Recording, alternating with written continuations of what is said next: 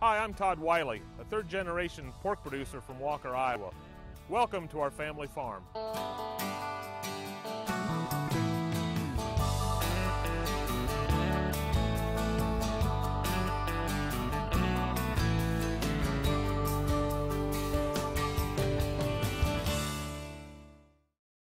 We are out in a cornfield actually harvesting corn, and I have my father with me, Ross.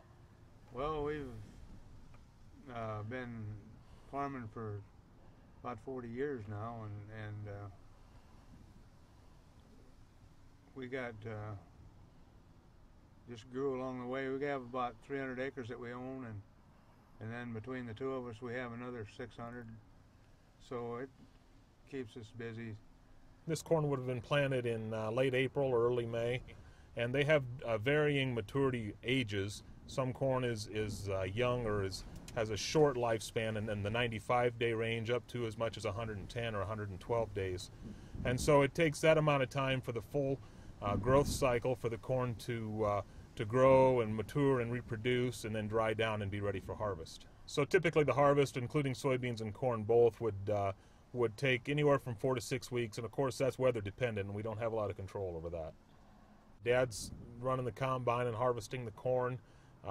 The combine actually takes the ear off of the corn plant, shells the kernel off of the cob.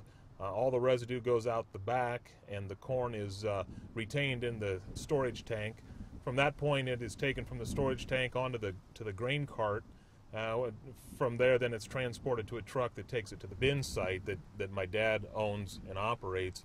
On that site, there's a corn dryer and then storage facilities for the corn until we're ready to use it. All the corn that Dad raises and the corn that I raise is actually sold back to our hog operation to be utilized in our hog rations for feed. In addition to the corn that we're harvesting here, we also grow soybeans. The soybeans that we raise on our farm are sold and delivered to a processor that will crush those beans and remove the oil and the soybean meal and then market those products. There are a variety of factors that influence the success of our crop. We need to make sure that we have the nutrients available to the crop, including nitrogen, phosphorus, potassium, those types of nutrients that a crop needs to grow and to flourish.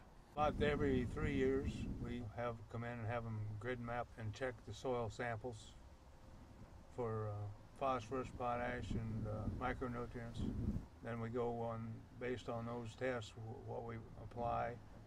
We also have to manage the residue that's left out here ahead of planting a crop.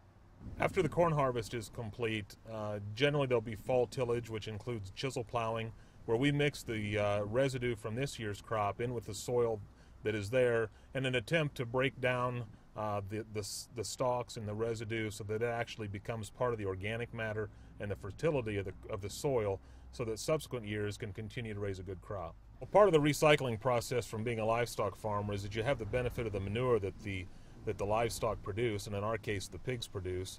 We take that manure and the nutrients from it and apply it to our farm ground so that the next year's crop then can take up the nutrients, including the nitrogen, phosphorus, and potash, and grow next year's crop. And of course we harvest the crop, utilize the crop for the feed rations for our pigs, and the cycle just continues year after year.